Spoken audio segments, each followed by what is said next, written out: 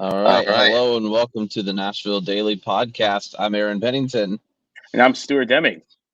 And we are coming to you from various places. It's like, Stuart, you remember when you had iTunes? Remember that was a thing? And anything you downloaded that was not iTunes said various artists. Yeah. And as the title, well, we are coming to you from various places. I'm coming to you guys from the beautiful Lipscomb University, and I knew we were going to try and maybe go from various places for Thanksgiving outside, but tomorrow's weather is not actually looking too hot. It's like a 90% chance of rain tomorrow. Which is just insane. Usually Thanksgiving is incredible weather, but it's not looking too good tomorrow. So we're coming to you from various places today. I'm coming to you from Lipscomb University. I'm going to shadow myself and show you kind of the scenery out here. And nice you can see the beautiful columns of the building. I mean, it feels great out here. I thought I'd have to cover up and it would be extremely cold, but it's actually not bad. We don't have the windy season here in the South for another month or two. And so we could still absorb the warmth from the sun, which is really nice. I'm recording where we usually record every single morning in our studio. So I wanted to go with the Wizard of Oz theme behind me with the green. And so I am currently recording in our studio. It looks a little bit different because it's on a green screen, but it's a green-black curtain. Maybe I'm more worried about the wind with the Wizard of Oz theme than I am with the cold wind out here in the actual outside. If a wizard showed up during this recording, I may scream, and you guys will have a great time. But we have some exciting news coming into Nashville. Speaking of being picked up in the air. Yeah, and it's going to be windy. There's air taxis that may be coming to Nashville. So Vanderbilt University and NASA are doing research for air taxis in Nashville. So we have this article from iHeartMedia. Do you want to just pull this up real quick, Aaron? So we have this article from iHeartMedia, and this came out November 18th. Can you imagine crossing the entirety of Nashville in just 5 minutes? It sounds impossible, but a group of researchers at Vanderbilt are working with NASA to develop air taxis that can do just that. I'm not going to be able to say that. Can you imagine traffic bad enough? And, we have people coming in from LA that are saying, oh, it's not that bad. But can you imagine traffic so bad? Engineers and everybody, when they see a problem, they need to solve it. Imagine traffic so bad and conditions so bad that are like, who we need to bring in to fix this? NASA. Well, we're not making this stuff up.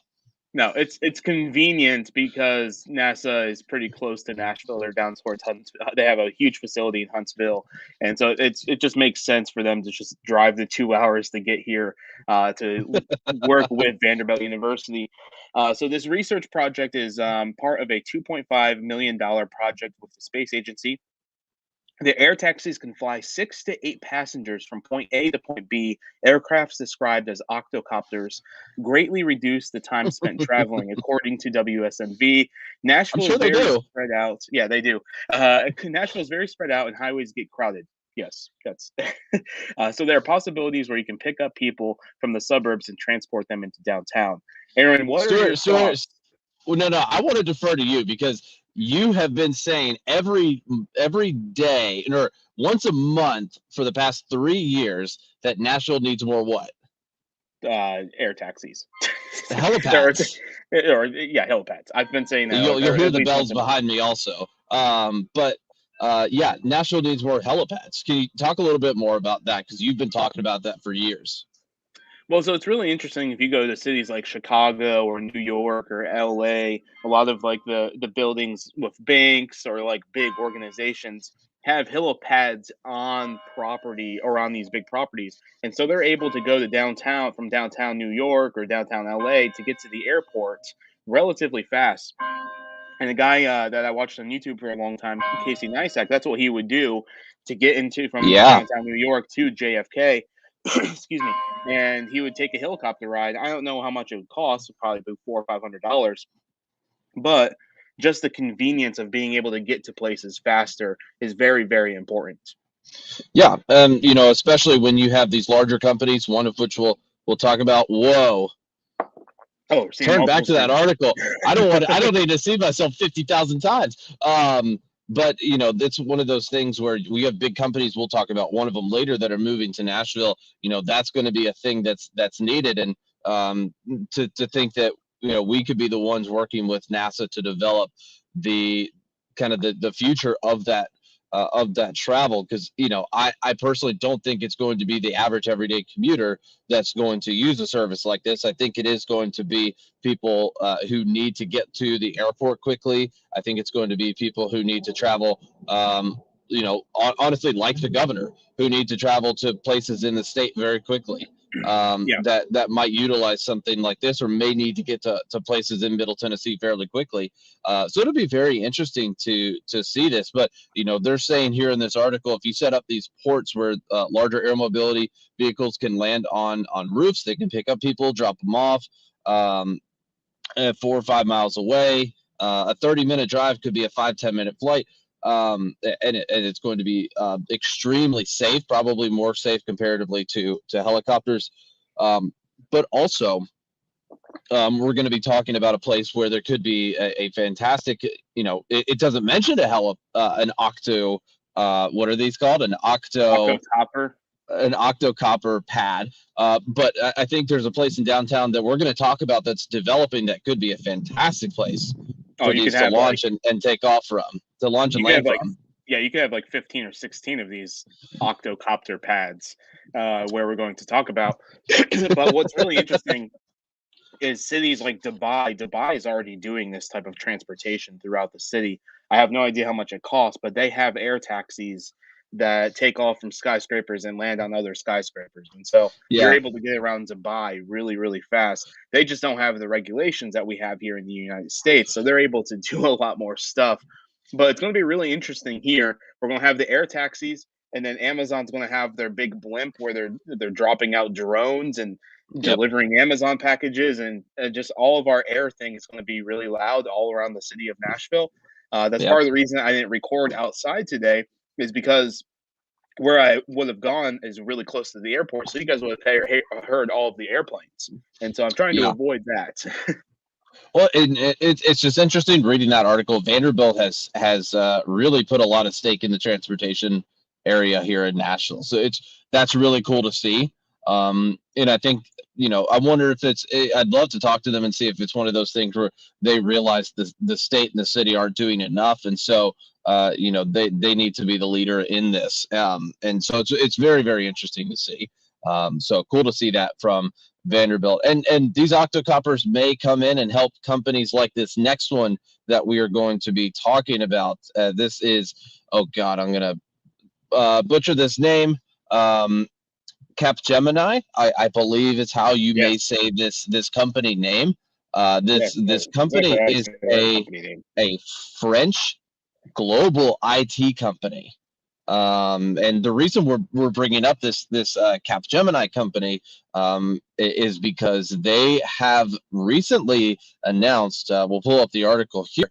They have recently announced that they are going to establish a very, very large presence in Nashville. You can see this here. We've got the article pulled up here. If you're watching on YouTube or Facebook or Twitch, we've got the article up here. And this is according to News for Nashville, for those who are listening just with your ears. A global IT consulting firm to establish operations in Nashville. This is announced by Governor Bill Lee and the Department of Economic and Community Development, Commissioner Bob Roth. They are located in 50 countries already, but they will create a minimum of 500 new jobs with projected growth of up to 1,000. And they're launching it's specifically a Tennessee delivery center. No That's going idea to what be that means. no, like if they were a logistics company, I would understand, but they're an IT consulting firm, but they're going to be in Broad West. which is very exciting. We haven't heard, I mean, Broad West has been incredible to see it pop up, but we have heard very little about the tenants. And so it is very cool to hear about what is going to, maybe one of the tenants that are in there, and that's Capgemini, and they're going to invest $20 million to establish their new operations here with 500 to 1,000 jobs in the city. Well, also in Broad West, you have a new steakhouse coming from Charleston, I believe. It's called the Chop House. I think they're Yep. set to open the first quarter or maybe second quarter of 2022. And they're actually, if you're watching my screen, they're going to be in the base of this building right here. And don't forget, there's this little 4-acre park. This would be an incredible area for an octocopter pad. That's a tongue twister and a half. But what's really interesting is this article goes into the amount of IT companies that have moved to Middle Tennessee over the last few years. We are basically leading the country now with IT jobs and IT jobs coming into Middle Tennessee. It's incredible to see, especially for a city, Here, you know, where you go to the colleges, and the colleges are focused on music and arts and healthcare and those things. And you know, the colleges are slowly getting to the IT side, but yet yep. all the jobs are IT. So we're going to see in the next probably few years a lot of that IT in the schooling develop to really match what's happening here in the city. But this is really cool to see. And here's a little stat that I think is pretty cool that's talking in the article. The last 5 years, the Tennessee Economic and Center of Development has supported 55 economic development projects in Davidson County, resulting in more than 25,000 job commitments and approximately $3.2 billion in capital investment. If you Most of haven't that got is Amazon. Amazon, I wonder if they're counting Oracle. Ford in Yeah. that. Maybe no, because that's not in Davidson County. So that's in a different county. That's right. That's right. Yeah. That's true. That is Davidson County. So very cool. All right. So that's what's happening in that side of things, which is pretty cool. We'll talk about things that are similar to that little land that was in between Broad West there here in just a minute. But first, talk about where we've eaten or drinking locally. Right now, I'm drinking from the Well Coffee House, which is just a few hundred yards that way to me on Granny White Pike. And I got their Christmas blend. A lot of coffee shops you'll see now have kind of a medium dark roast that's a Christmas blend, a little bit spicier. And it's absolutely incredible. I was happy to see, even though Lipscomb is, I believe they're on some kind of Thanksgiving break right now, that the Well is open. Usually you don't see that around universities. All the places near universities usually shut down for during the breaks. But yeah, happy to see that the Well was still open, and drinking some nice coffee from the Well. Oh, never disappoints. High levels of caffeine from the Well. Always We a good spot. we were in Music Row yesterday, and we saw that the Well is opening a location off of Music Row, which is awesome. Super excited Yep. about that because that area desperately needs coffee shops. It's an area that's lacking with local businesses. It's more corporate side of things. Where I've eaten locally is my house, so That's that's where. extremely local. Yeah, so it's very local. I'll just tell you what I made last night. So I made this chicken with pickle juice and queso, and then we had these like really incredible nachos. But it was like a Chick-fil-A type chicken with nachos. It was fantastic. So that's where I've eaten locally. Okay, well, we have a comment in here coming from Twitch from our good friend Ryan. It says, "Yay helicopters! I hear them almost every night above me, searching for street racers." I love That's that. true. That's The true. octocoppers. Maybe we found a second use for the octocoppers. Let's Copters. find the street racers. Maybe if there's enough of them, they will outpace the street racers and put them in their place. Ryan, I thought you were saying for a second that you're the one street racing. So I would be like, well, I guess that's a They're new chasing you. personality trait that I learned about.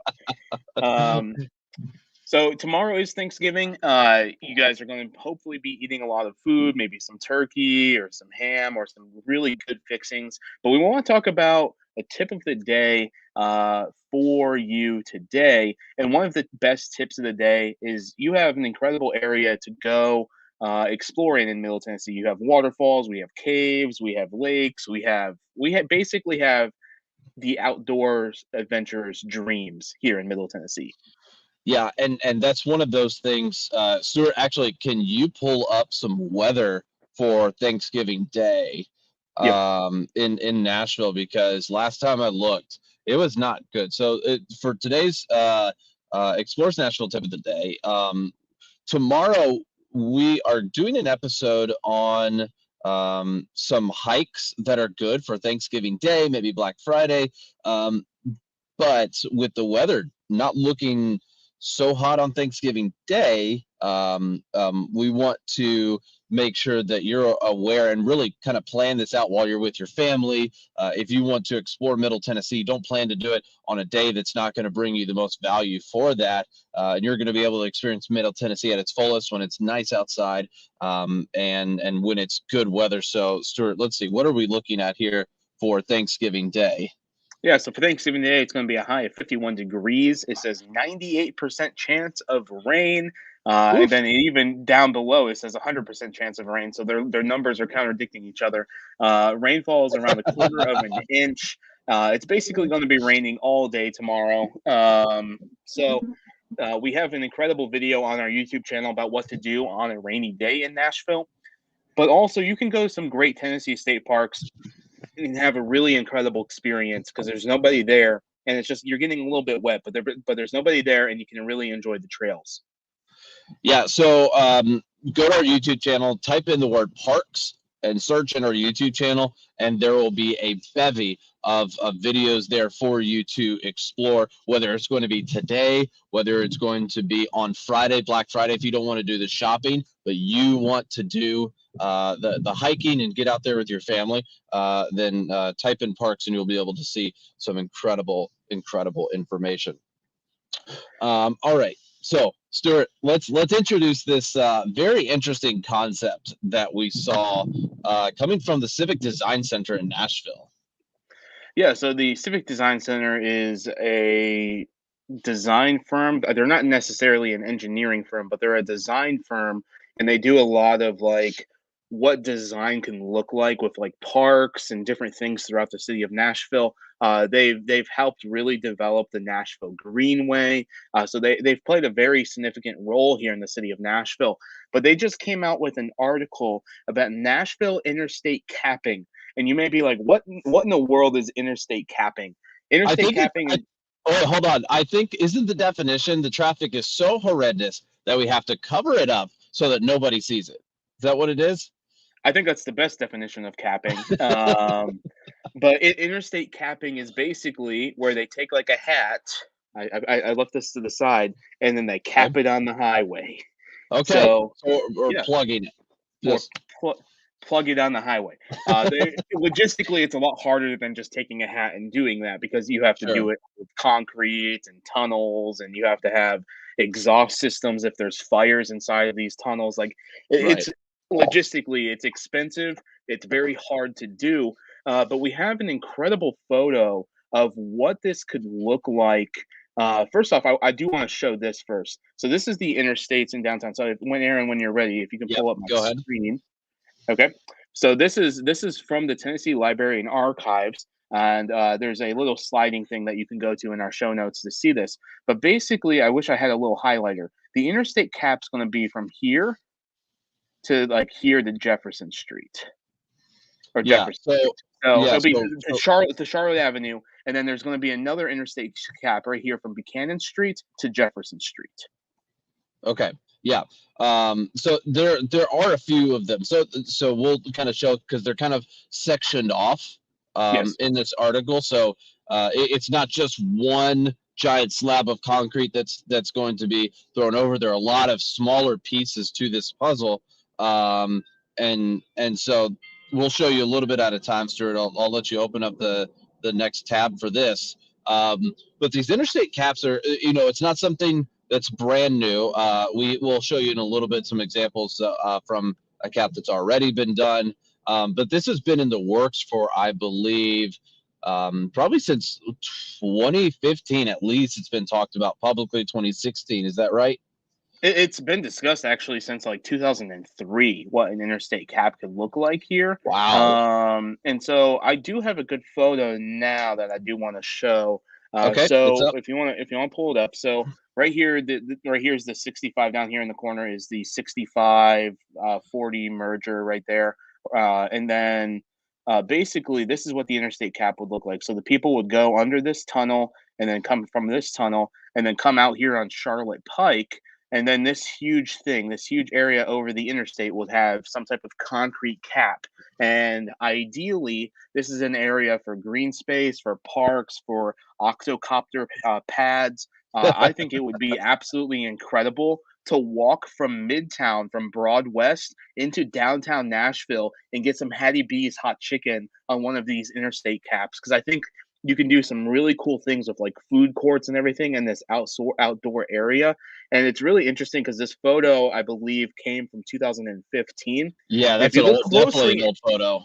if you look closely at this photo that we're looking at, downtown is way different. The Lifeway building that's in this photo is not there any longer. That's Fifth and Broad, or not Fifth and Broad. That's the Nashville Yards. You have Fifth and Broad over here. So this downtown looks way different than this. Right. Um, but this interstate cap that we're seeing is just an incredible opportunity for Nashville to have more green space in downtown, to have soccer fields on top of the highway cap. I think the amount of outdoor food courts could be absolutely incredible. So I think there's a lot of potential here. We don't know the exact cost of what this would be. It's probably estimated that it would be close to $150 million, but I think it's a worthy investment that we should be looking into.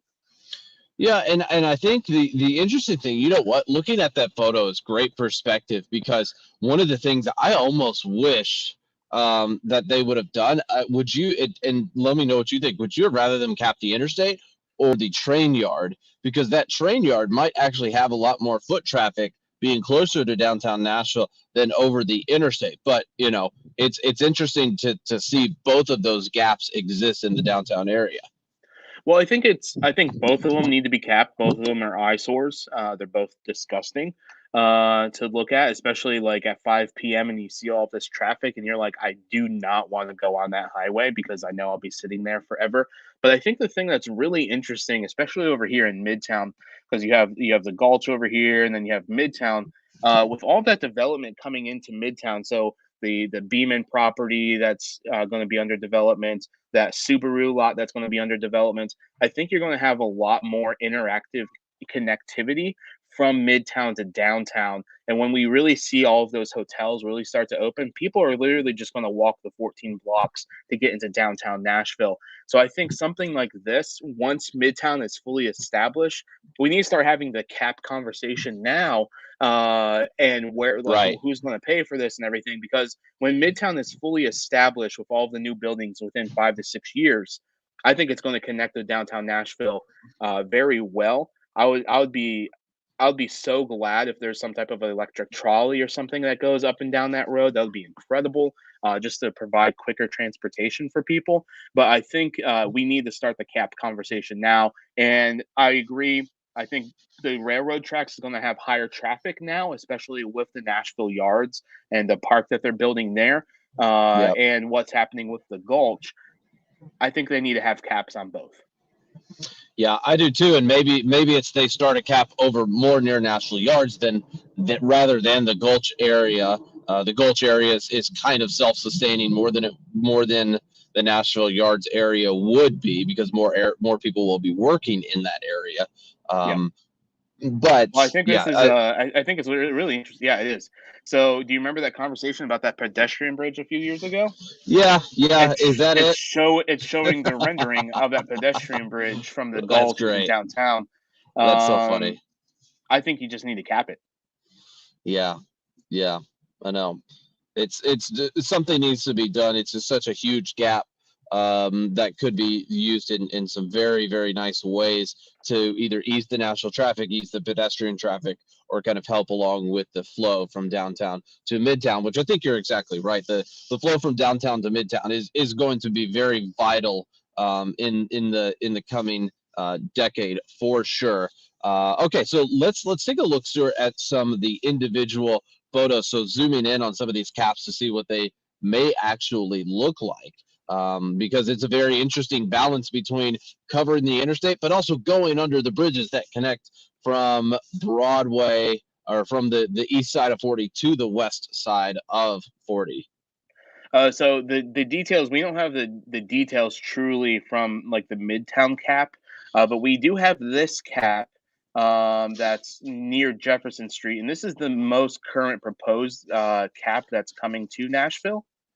And so if you could throw up my Yeah. computer on the thing, let me see if I can zoom out a little bit so you guys can get the full context. All right, it's not letting me do that. Okay, so this is Jefferson Street. This was a thriving community back before the interstate was built, and they're thinking about doing a cap in this general area. So this is what it's going to look like. This is what it looks like now, but this is what it could look like. And so this is the cap. So this is a great insight. Oh, it brought back. Okay. So if you look at this, basically from Jackson Street up past Jefferson Street, they're going to do a highway cap, and they're going to build all of these buildings. They maybe mixed use buildings. They're going to have a few parks. It looks like they're going to have a couple tennis courts, a couple soccer courts, or a soccer field. Yeah. Maybe it looks kind of like an amphitheater in that one portion of that corner near that soccer field, or some type Maybe of a little water bit. park. Yeah. But this would be absolutely incredible, and this is currently proposed. I can't remember if it's in the capital spending plan, but I think if I saw this correctly, this will cost about $125 million for this cap. I was about to say, if that includes the infrastructure to get it raised, then I think that's pretty good. I don't know if those are walkable streets or drivable streets that are in there. If that's drivable streets, I know you got to connect all the dots, but Yeah. it's going to be very interesting with a lot of pedestrians and trying to get people. Maybe they're drivable with removable barriers where you can barricades where you can barricade them in when you want to. I think that would be the ideal situation with that many pedestrians in one area. Yeah, so I think Jefferson Street will stay open. I don't know about the roads in between the parks. They may close those up. But what's really interesting, you can't see it, but if you go down this map, there's actually this old quarry type business that's there. They're building apartments right now. They're in near Marathon Village. So if you just go down a little bit, you're near Marathon Village. They're currently building, I think it's 800 units that they're going to be opening over the next 2 years near Marathon Village. And so Yep. now you're going to get a lot more pedestrians over there. So this type of cap on Jefferson Street, it honestly makes sense. Now the question is, does Nashville pay for this, or does this become a private investment? Unfortunately, I think it will be Nashville. A lot of the private investment, I think, will want to be on top of it. Yes. But I think it'll be a heavy investment with Nashville, and honestly, depends on what kind of federal funds Nashville gets as well. I think there will be a lot of probably federal funds to get this going. All right, what is the next cap that we are going to look at? Yeah. So let me full screen this. I'll get back to this. All right. So this is going to be another cap near DB Todd Boulevard. So this is over kind of near Fisk University. Yeah, this is exactly where Fisk University is. So this is the Jubilee Hall where my little mouse is. That's Fisk University. And then this is Jefferson Street right here. Right here is a really cool, like a really good wing shack. So if you're looking for some good chicken wings, that's right over here.